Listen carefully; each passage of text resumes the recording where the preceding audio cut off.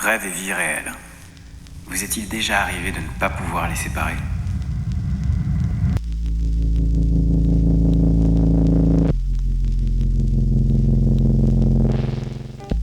Paris, pour moi, c'est un peu le pays du chaos, en fait. Comme dans un manga.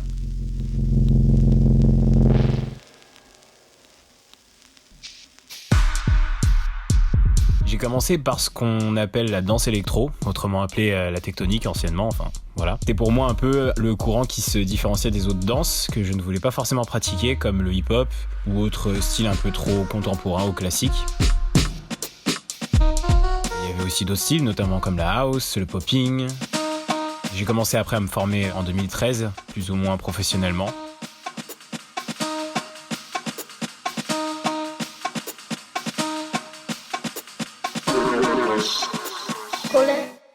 Est-ce une réalité qui vient frapper à votre porte ? Ou est-ce vos rêves ?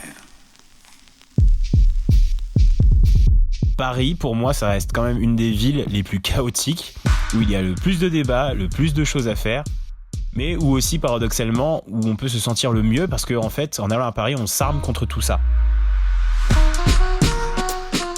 Ce qui fait de Paris, justement, tout son potentiel, en fait, c'est sa fierté.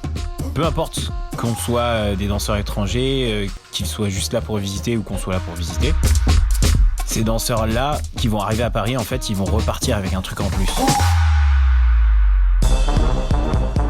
Pourquoi ? Parce que c'est ce qui fait tout le côté de Paris, en fait, c'est son shade. Et à Paris, il y a pas ça ailleurs, en fait.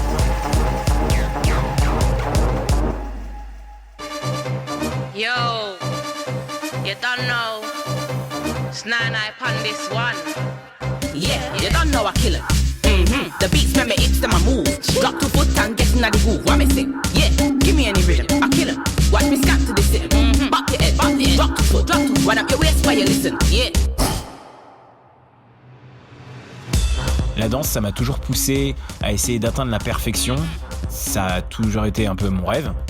Un effort minimum pour un résultat maximum, en fait, dans ma philosophie.